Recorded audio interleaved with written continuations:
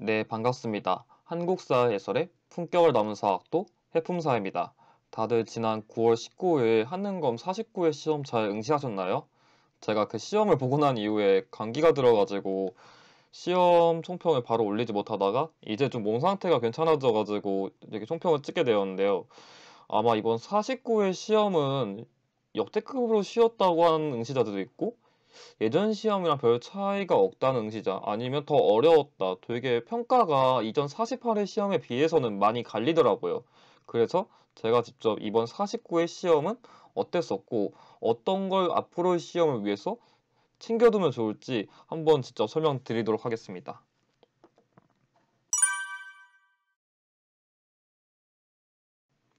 먼저 49회 심화에 대한 총평을 먼저 말씀드리면 저 같은 경우에는 이번 49회 심화회차의 난이도를 보통에서 약간 어려움으로 측정했습니다. 그 이유는 이전에 기출에서 연계되었던 문제가 많이 분포됐어요. 그래서 뭐 유형이라던가 기출 키워드 같은 것을 이전 기출 통해서 많이 연습하고 암기한 수험생들 입장에서는 크게 어려움을 느끼지 않을 회차지만 단 고려시대라던가 현대사 파트에서 조금 어려운 유형이 많이 출제돼 가지고 아마 이 파트를 풀 때 수험생들이 혼동을 느끼지 않았을까 생각해 봅니다. 다음으로 유형의 분포들을 보면 전근대를 조금 더 많이 출제했는데 즉 1번부터 28번까지는 전근대랑 관련된 문제가 나왔고 29번부터 50번까지는 근현대사랑 관련된 문제가 출제되었습니다. 특히 기존의 차에 비하면 인물 유형이라던가 연도형 문제가 더욱 많이 출제된 게 이번 심화회차의 특징이라고 할 수 있습니다. 특히 근현대사에서 연도를 좀 꼼꼼하게 낸 문제들이 많아가지고 아마 이런 부분을 수험생들이 어려워하지 않았을까 생각해 봅니다. 이번 49회 시험이 주는 희사점을 저는 크게 이번에도 세 가지로 정리해 봤는데 먼저 기출이 좋아하는 키워드를 우선적으로 공략하고 혼동하기 쉬운 키워드를 헷갈리지 않는 것이 이번 시험의 합격을 당락짓는 가장 중요한 요소가 아닐까 싶습니다. 또한 만약에 이번 회차의 문제가 어려웠다면 연도형 문제를 공략하는 방법을 익히고 또한 이번 49에서 보여주는 이런 점점 바뀌는 기출의 유형이 어떤 것이 있는지 파악하는 걸 중요시 여길 필요가 있다고 생각합니다. 제가 이번에도 이번 회차에서 많은 수험생들이 어렵다고 느낀 문제와 제가 봤을 때 이 문제 정도는 앞으로의 기출을 위해서 알아두면 좋을 것 같다 싶은 문제를 대표적으로 9문제를 뽑아봤습니다. 저와 함께 이 문제에 대한 해설을 보면서 앞으로의 50회 회차는 어떻게 대비하면 좋을지 한번 공략해 보시죠.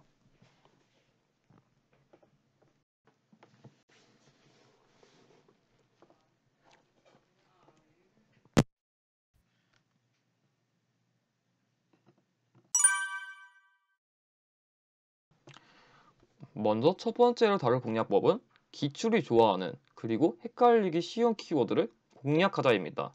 제가 이 문제의 예시를 들기 위해 아마 이번 회차에서는 고려시대의 문제가 이를 가장 잘 보여준다고 생각하기 때문에 두 문제를 가져왔습니다. 그래서 이 두 문제를 같이 풀어보면서 어떻게 접근하면 좋을지 한번 살펴보죠. 먼저 이번 16번의 경우에는 사실 그렇게 어려운 문제는 아니었는데 아마 이 송문주 장군이라는 키워드 때문에 다들 혼동했을 것 같아요. 저도 사실 이 키워드는 제가 공식 교재를 봤을 때도 본 적이 없는 키워드라 이 인물 누구지? 아마 되게 그래서 낯설게 느껴질 사람들이 많을 것 같아서 이 문제를 읽으면서 아마 이 귀주성 때문에 이게 거란이 아닐까 혼동한 응시자들이 진짜 많았을 것 같아요. 근데 거란이라고는 할 수가 없는 게 우선 이 사신 저고요의 피살이라는 키워드가 너무 명확했어요.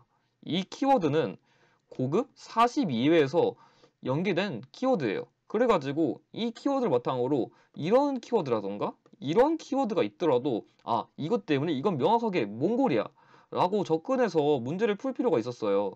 그럼 만약에 해풍사님 뭐 제가 기출을 많이 봤더라도 이 키워드를 모두 기억할 수 없는데 그러면 거란이라고 헷갈릴 수도 있는 거 아니에요? 그렇게 생각해 본다면 우선 1번 화통도감을 두어 화포를 제작하였다. 이거는 왜구랑 관련된 키워드예요. 두 번째 진관체제를 실시하여 국방을 강화하였다. 이거는 조선이랑 관련된 키워드예요. 글씨가 좀 엉망이네요. 세 번째 별무반을 형성하고 동북구성으로 축조하였다. 이거는 여진이랑 관련된 키워드예요. 자, 네 번째. 훈련도감을 설치하였다. 이것도 조선시대, 특히 임진왜란이랑 관련된 키워드예요. 자, 이 네 가지 선지를 봤을 때 거란이랑 관련된 선지가 결과적으로 없어요. 아마 제가 보기에는 이 귀주성 때문에 거란을 헷갈릴 수도 있어가지고 일부러 출제자들이 거란과 관련된 선지는 안 내지 않았을까 라는 출제자의 나름 배려를 생각해서 저는 5번이 너무 명확하다고 생각했는데, 아마 이거 보고서 거란인 것 같은데 왜 거란 안 보이지 이렇게 혼동하는 응시자들이 많았더라고요. 여러분, 이런 거 푸실 때 제가 이전 48회 예상 문제 영상에서도 말했지만 키워드는 종합적으로 봐야 돼요. 뭐 이런 헷갈리는 키워드가 있더라도 이 키워드만큼은 이전에서 명확하게 몽골이야 라는 힌트를 준 적이 있기 때문에 이런 확실한 키워드를 바탕으로 푸는 훈련이 중요합니다. 자, 다음으로 17번 문제를 보면 이 문제의 경우에도 사실 문제를 추론하는 건 어렵지 않았어요. 왜냐하면 이 문제를 잘 보면 사료에서 기철 등을 처단한다. 이거 곤민왕의 키워드로 정말 많이 나왔어요. 그래서 이 사료가 곤민왕인 걸 추론하는 것은 어렵지는 않았을 텐데, 아마 이거를 좀 헷갈렸다면 선지에서 많이 헷갈렸을 것 같아요. 아마 이 1번 선지랑 4번 선지. 우선 2번의 경우에는 원 간섭기 시기다 보니까 좀 이전이에요. 3번의 경우에도 공양왕이기 때문에 이후 와서 맞지 않아요. 쌍기의 건의를 받아들여 과거제를 실시하였다. 이건 훨씬 이전이니까 뭐 패스하죠. 광종 때니까요. 그렇다면 1번과 4번 중에서 혼동한 응시자가 많더라고요. 근데 정답은 사실 1번이에요. 이 이이님 일파를 축조한 시기는 정확하게는 우왕 시기예요.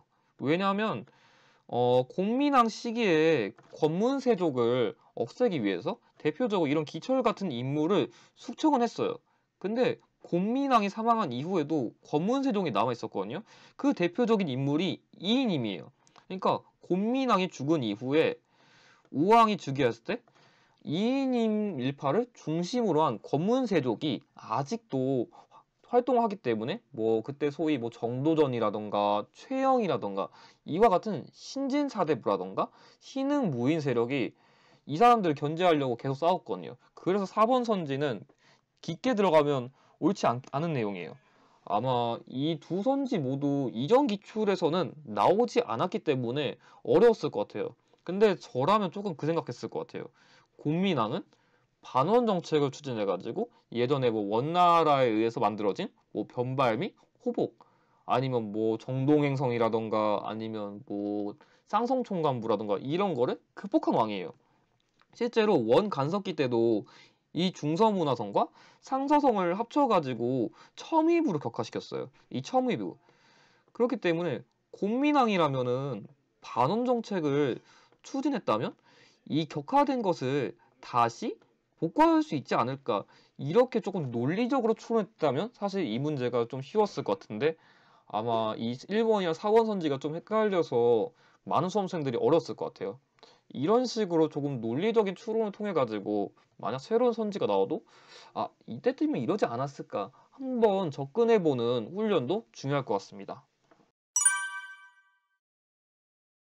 자, 두 번째로 다룰 공략은 연도형 문제를 공략하는 방법입니다. 아마 이번 회차에서는 연도형 문제가 많이 나와가지고 많은 수험생들이 어렵다고 느꼈을 것 같은데, 저와 함께 이번에 나온 대표 문제들을 풀어보면서 어떻게 공략하면 좋을지 제가 좀 팁을 드리겠습니다. 먼저 14번 문제를 보면 이 동북면 변마사 김보당이 군대를 일으켰다.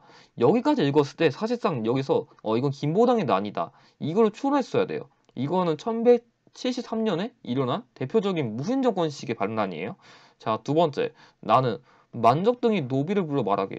여기서만 봤을 때도 딱 이건 알 수 있어요. 이거는 만적의 난이다. 이거는 1198년에 일어난 대표적인 난이거든요. 자, 우선 첫 번째로 두 시기 사이에 역사를 문제를 냈을 때 제일 중요한 거는 왜 굳이 이 두 개야? 이거 먼저 이해하는 거예요. 제가 봤을 때 이 두 개를 낸 이유는 무신정권 시기예요. 무신정권.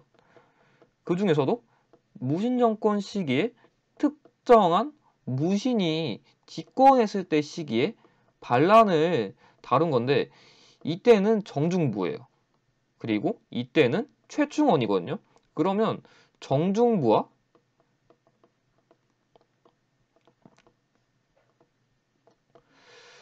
그 최충원 시기에 반란이 일어난 사이에 뭐가 일어났는지를 이해하는 게 중요하거든요. 그렇다면 일단 무신정권 시기랑 안 맞는 거는 다 틀린 거예요. 자, 첫 번째. 운청주 도독 김원창이 반란을 일으켰다. 이거 통일신라거든요. 그래서 속어. 2번. 최후가 인사행정 담당 기구로 정방을 설치하였다. 일단 최후는 무신정권 시기 인물이 맞아요. 일단 세모 쳐놓읍시다. 자, 세 번째. 이자경과 척준경이 반란을 일으켰다. 이거는 1126년인데 이때는 무신정권 시기가 아니라 문벌기족이 활동한 시기예요. 속어. 자, 최충원이 봉사십조를 올려 시정개혁을 건의하였다. 최충원도 아까 여기서 최충원 언급했죠, 제가. 그래서 일단 맞을 것 같아요. 일단 이것도 세모 쳐놓읍시다. 자, 다섯 번째. 김부식의 서경의 반란군을 진압하기 위해 출정하였다. 이거 아까랑 비슷한 거거든요. 이건 묘청의 서경천도 운동이랑 관련된 내용인데 이거 1135년쯤이거든요. 오늘 마우스가 좀 말을 안 듣네요. 어쨌든 간에 이것도 문벌귀족 시기이기 때문에 결과적으로 틀렸어요. 그러면 2번과 4번 중에 고민해야 되는데 아마 이 문제를 좀 헷갈렸으면 2번을 찍고 틀렸을 것 같거든요. 근데 2번은 맞을 수가 없는 게 앞서 얘기했듯이 이거 정중부 시기고 이거 최충원 시기예요. 그래서 아마 이 문제는 나가 최충원 시기에 일어난 반란인 거를 알아야 풀 수 있었긴 했어요. 그래서 최후는 최충원 이후에 즉위한 인물이에요. 그래서 될 수가 없는 거예요. 사실 이 유형은 가랑 나중에 하나만 정확하게 알더라도 문제를 푸는데 무리 없어요. 이번 문제에서는 이게 최충원 정권이니까 최충원이 시기에 반란이 일어났으면 뭐 최충원 시기에 뭐 봉사십조도 올렸을 테니까 얼추 시기가 비슷하지 않을까 이렇게 풀었어야 돼요. 오히려 최충원 이후에 즉위한 최후가 답이 될 수가 없다는 거죠. 그래서 아마 이 문제는 좀 무신정권 시기에 즉위한 인물들까지 정확하게 알았어야 풀 수 있어서 충분히 고난도 문제라고 할 수 있습니다. 자, 다음으로 36번에 대한 설명을 드리면 아마 이 유형은 핵심이 이 전차가 개통된 이후에 도입된 근대 문물이니까 연도 문제예요. 그래서 그 근대식 문물이 무엇인가 살펴보니까 서대문과 청량리 사이를 운행하는 거 보니까 이거 경인선이거든요. 경인선 연도는 고급 이해에서도 중급 기초에서도 정말 많이 나온 연도예요. 진짜 다른 건 몰라도 일단 경인선 연도 꼭 기억해야 되거든요. 1899년이에요. 자, 그러면 이 문제의 포인트는 1899년 이후에 뭐가 있었냐? 이걸 묻는 건데 보면 자, 일단 첫 번째 반문국이 세워졌다. 이거는 1883년이에요. 일단 이전이죠. 자, 두 번째 경부선이 완공되었어요. 일단 맞는 것 같은데 패스할게요. 일단 기기창이 설치되었다. 이것도 1883년이기 때문에 이전이에요. 한성주부가 발행되었다. 이것도 1886년이라서 일단 틀리고 유경공원이 설립되었다. 똑같이 1886년이에요. 그래서 이거밖에 답이 되지 않거든요. 이거는 1905년이에요. 사실 이 문제 유형을 볼 때마다 근대 문물과 관련된 문제가 나오면 뭐 가령 핵분산이 이거 뭐 연도를 다 외워야 되나요? 저는 연도 외우기 너무 극혐인데 하는데 사실 이 유형은 지금은 없지만 수능 한국사 필수 세대가 아닐 때는 이 문제는 거의 필수 문제였어요. 왜냐? 연도를 암기하지 못하면 못 풀거든요. 사실 그래서 이거는 뭐 좀 논리적인 추론으로도 사실 풀기 어려워요. 워낙 많아가지고 연결성도 없고 무엇보다 연도를 알아야만 이 문제 정확하게 알 수 있거든요. 그래서 많은 수험생들이 싫어하죠. 근데 다만 이 문제에 한해서는 그래도 저는 조금은 쉬웠다 생각한 게 경인선 이후에 경부선 정도는 그나마 추론할 수 있다 생각해요. 봐봐요. 이 경인선이라는 거는 일단 이 시기에는 서울 지역이에요. 서울. 뭐 서울 지역 내에서 이동하는 거는 비교적 적잖아요. 근데 이거는 보면 경부선이잖아요. 이거는 부산까지 멀리 가는 거예요. 일단 가까운 곳을 먼저 설치해야 이후에 더 먼 거리도 설치할 수 있으니까 아마 이 경인선이란 키워드에 있으면 아마 경부선은 더 늦게 만들어지지 않았을까. 이 정도는 논리적으로 추론할 수 있다 생각해요. 다만 이게 시험장 가면은 이거 연도 문제네? 그래서 되게 쫄 수 있는 사람들이 많은데 그러면 안 돼요. 오히려 최대한 문제를 보면서 내가 어떻게라도 조금이라도 연결점을 잡을 수 있을까? 그거를 고민하는 것이 풀이에 도움되니까 물론 이 문제의 경우에는 연도를 암기하는 게 좋아요. 앞으로 이렇게 낼지도 모르겠고 그래도 혹시 모르니까 이런 힌트를 캐치할 수 있도록 연습을 많이 해두는 것을 권장드립니다.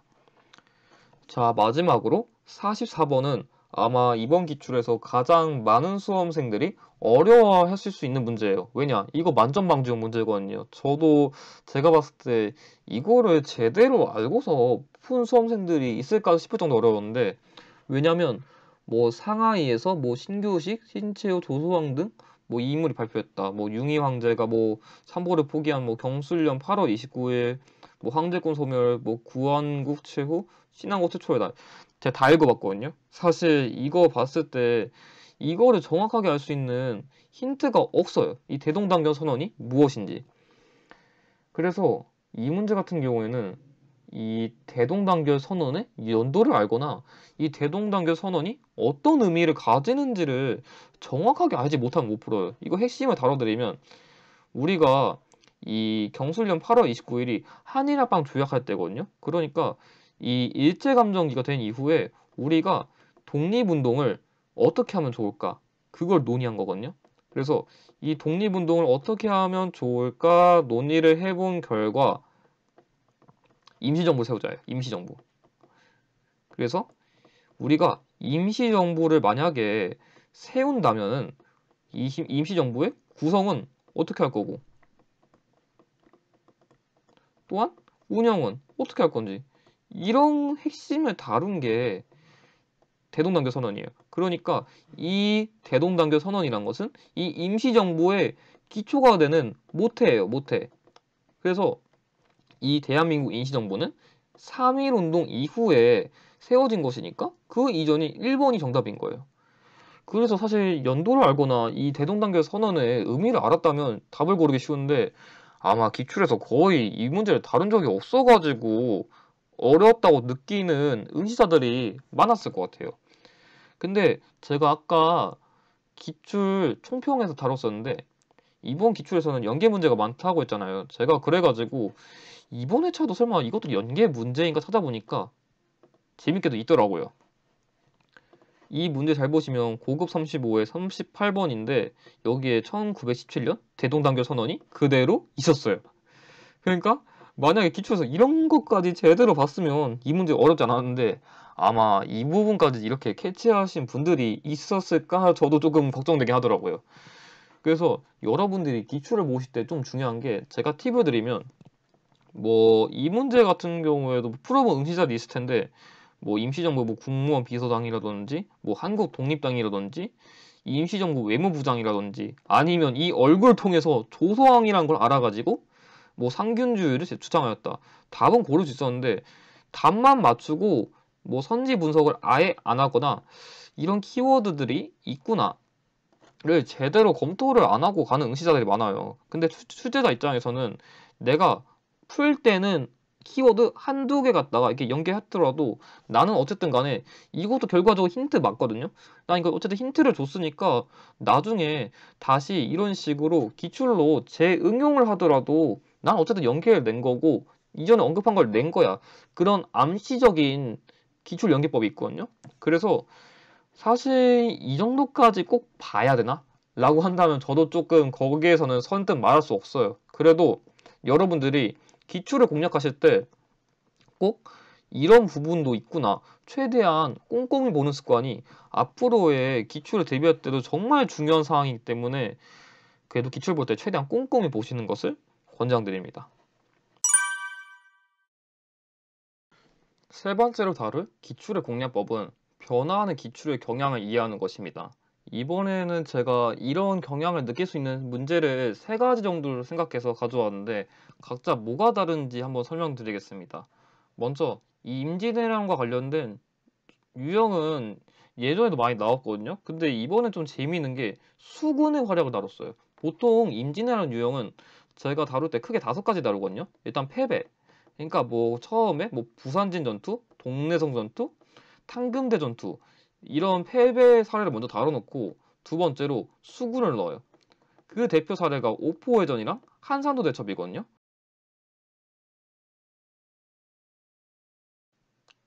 그리고 세 번째로는 육지전과 관련된 전투사를 제시하거든요. 이거는 크게 뭐 평양선 전투라던가 행주대첩, 진주대첩 관련된 내용을 제시해요. 그 다음이 4단계, 5단계는 명랑해전이라던가 노량해전이에요.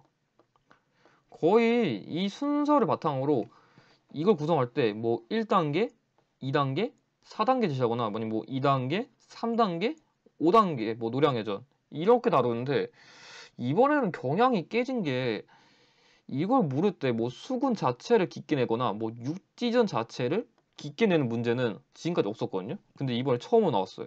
이 옥포해전이라던가 한산도해전이 동시에 나온 문제는 예전에 없었는데 이번에 처음 나왔어요.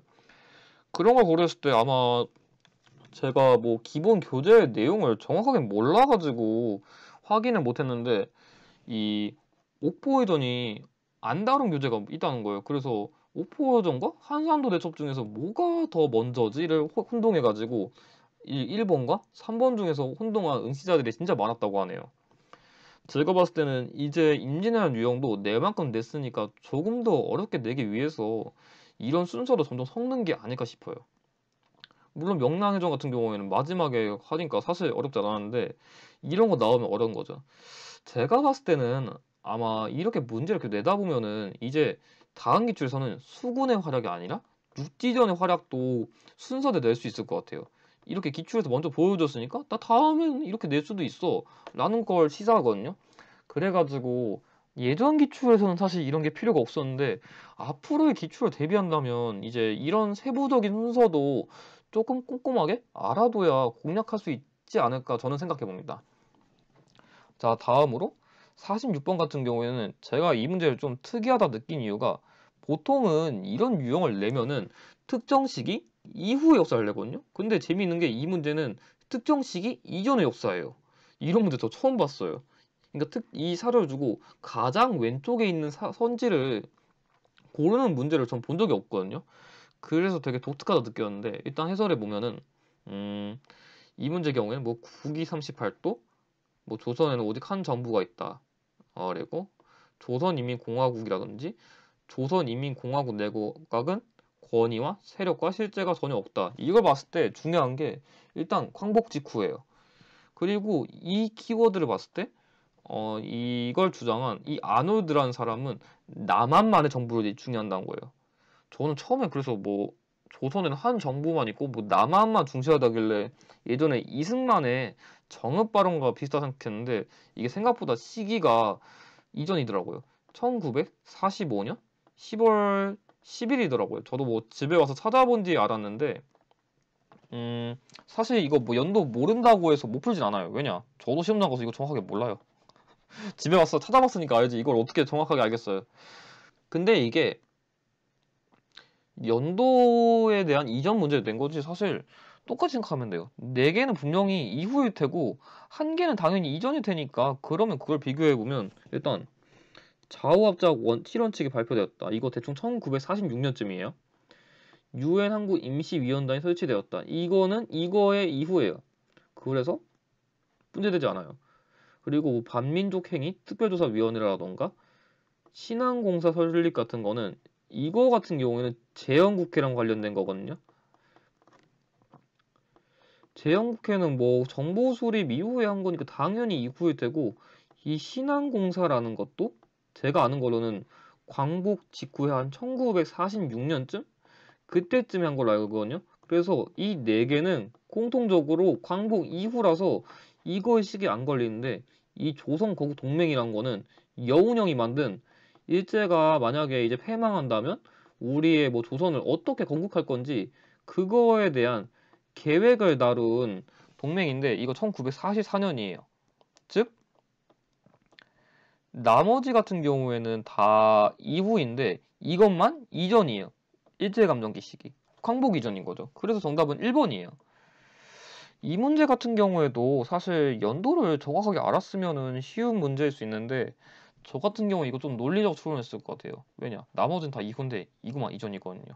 사실 이거 문제 사료 모르더라도 왜 얘네들이 이 사료라는 걸 통해서 이 시기를 굳이 짚어줬고 왜 이 선지도 구성했을까 생각해보면 나름대로 논리적으로 추론할 수 있어요. 다만 이거 공부해야만 할 수 있는 거예요.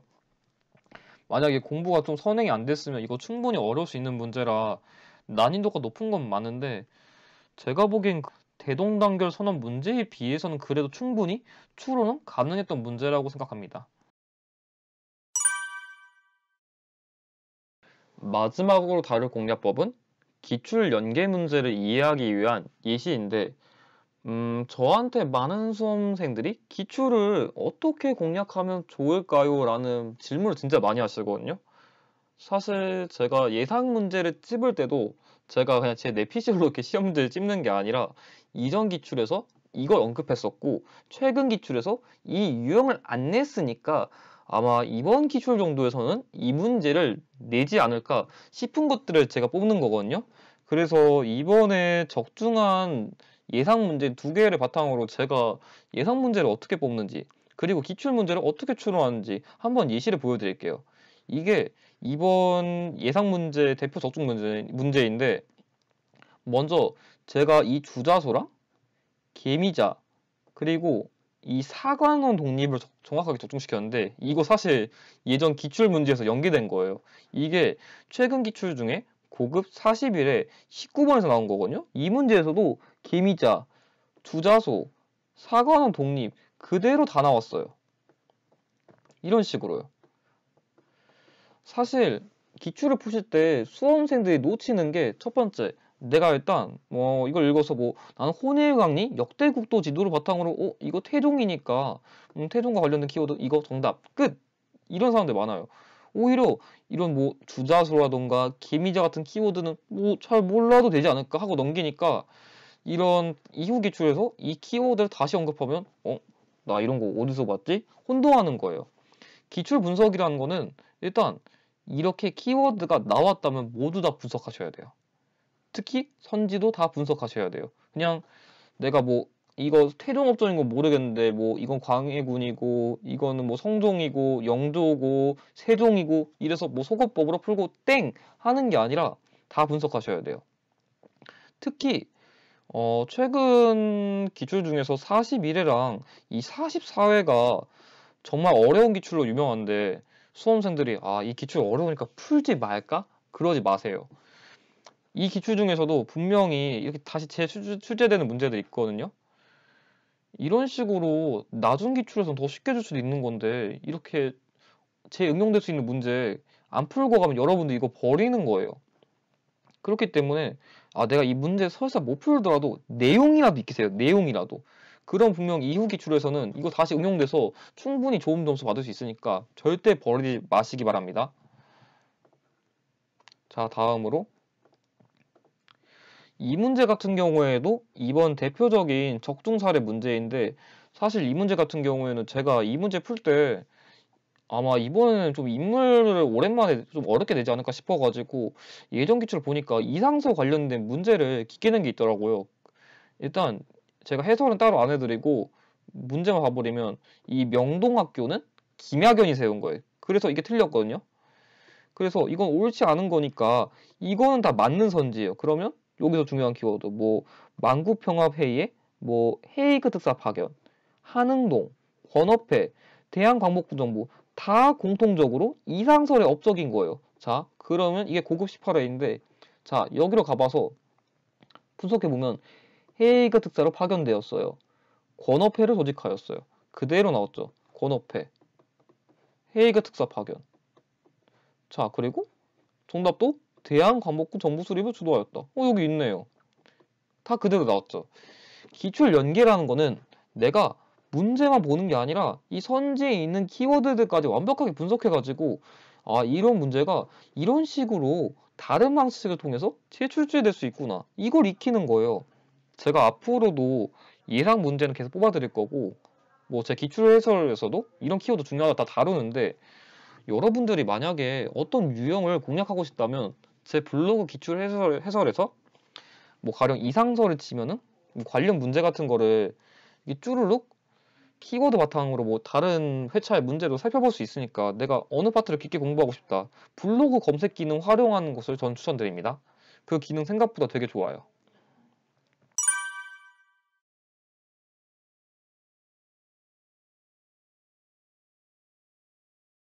이상으로 49회 심화회차에 대한 총평을 마쳤습니다. 그렇다면 이제 이 경향을 바탕으로 앞으로 50회 회차는 어떻게 준비하면 좋을지 제가 한마디 총평을 내리면 저 같은 경우에는 최근 47회부터 49회까지 경향을 봤을 때 조금 어려울 수 있는 회차는 있었지만 예전에 뭐 41회라던가 44회처럼 모든 응시생들이 어려워하는 고난도 회차는 아직까지는 없지 않았나 생각해봐요. 보통 내가 그 기출이 어려웠다면 그 회차가 객관적으로 어렵기보다는 대체로 내가 그 회차에 모르는 내용이 위주로 출제되었기 때문에 어려움을 많이 느끼는 거지 정말 객관적으로 어려운 회차들은 합격률이 낮을 것 같은데 이번 49회 정도는 그 정도로 합격률이 낮을 것 같지는 않다고 생각합니다. 그래서 저 같은 경우에는 오랜만에 50회 정도면 고난도 회차라고 불릴 만한 내용이 오랜만에 나오지 않을까 생각해 보는데 아마 이렇게 얘기하면은 수험생들 입장에선 다 걱정하고 힘들겠죠? 뭐 그래도 어쨌든 간에 어느 회차는 결국 쉬울 것이고 어느 회차는 객관적으로 뭐 어렵다는 얘기가 나올 수 있어도 누군가는 결국 합격할 수 있기 때문에 이전 기출 최대한 보면서 제가 방금 알려드렸던 기출 연계를 분석하는 팁을 바탕으로 많이 공략하신다면 충분히 모든 분들께서 한능검 1급을 받으시는 것에서 절대 무리가 없을 거라 생각합니다. 네, 그럼 이상으로 49회 심화 총평에 대한 내용을 마치고 앞으로의 영상에서는 이제 좀 한능검을 공략하기 위한 여러 영상을 본격적으로 많이 올릴 예정이므로 많은 관심 부탁드립니다. 영상의 내용이 도움이 되셨다면 좋아요와 구독을 부탁드립니다. 감사합니다.